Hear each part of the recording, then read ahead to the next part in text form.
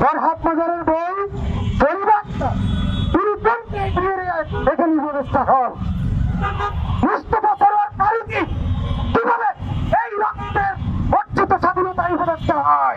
এক গণ অভ্যুত্থানের পরে এই বাংলাদেশকে আমরা দ্বিতীয়বার স্বাধীন করেছি, কিন্তু এই স্বাধীনতা আমরা রক্ষা করতে পারি নাই। যে উপদেষ্টা পরিষদ এই দিনের চেতনা ধারণ করে বাস্তবায়ন করার কথা ছিল, সেই উপদেষ্টা পরিষদ তাদের যথাযথ দায়িত্ব পালন করতে পারে নাই।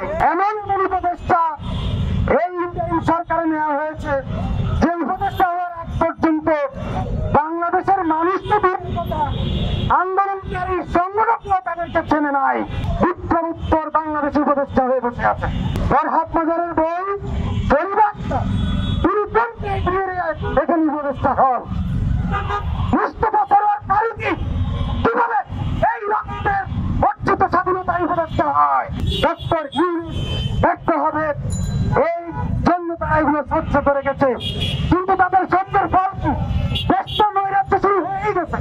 এই সরকারকে জাতীয় সরকারের রূপ দিতে হবে এবং এই সরকারের নেতৃত্বে এই বাংলাদেশের কৃতি সন্তান গ্লোবাল ফিগার ডক্টর ইউনূসকেই থাকতে হবে। ডক্টর ইউনূসের নেতৃত্বে এমন সরকার চাই যে সরকার বাংলাদেশের স্বাধীনতার পথ থেকে রাজনৈতিক বন্দোবস্ত বঙ্গোপসাগরে চলে দেওয়ার যোগ্যতা রাখবে। যতদিন সরকার আছে, নির্বাচনের আগ পর্যন্ত আমরা জাতীয় সরকার দেখতে চাই। বিপ্লবে কোনদিন রাজপথে রাস্তায় নামেনি, কোনদিন স্বৈরাচারের বিরুদ্ধে একটা তুষব্দ করেনি। তারা বিপ্লবের কি বুঝবে? তারা আহত ভাইদের আর্তনাদ কিছুই বুঝবে না। বিপ্লবের অংশীদাররা বিপ্লবী সরকারে, এই অন্তর্বর্তীকালীন সরকারের নেই বিধায় আজকে বাংলাদেশের এই অরাজক পরিস্থিতি। বিভিন্ন জায়গা থেকে যদি উৎখাত করানো হয় লিস্ট ধরে ধরে, আমরা কিন্তু আগামী সপ্তাহে সচিবালয় ঘেরাও কর্মসূচি দেব। উপদেষ্টা পদে এখনো এমন কেউ বসে আছে যাদেরকে কেউ চিনে পর্যন্ত না। এই যে মোস্তফা সরোয়ার ফারুকী, স্বৈরাচারী হাসিনার আমলে উনি একজন স্বৈরাচারের দালাল ছিলেন।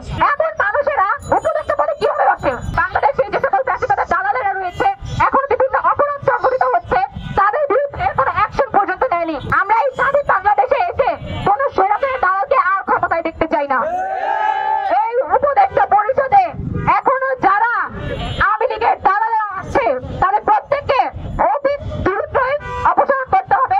এই আওয়ামী লীগের আমলাদের দিয়ে তৈরি করা উপদেষ্টা পরিষদ অতি বিলম্বে ভেঙে দিয়ে পুনর্গঠন করতে হবে। আপনার স্বপ্নগুলো আকাশ ছুবে প্রবাসীর হেলিকপ্টারের মাধ্যমে। বিয়ে, জন্মদিন অথবা যে কোনো বিশেষ প্রয়োজনে হেলিকপ্টার ভাড়া করতে যোগাযোগ করুন স্ক্রিনে দেয়া নাম্বারে। প্রবাসীর হেলিকপ্টার, নিরাপদ ও সাশ্রয়ী বাহনের বিশ্বস্ত নাম।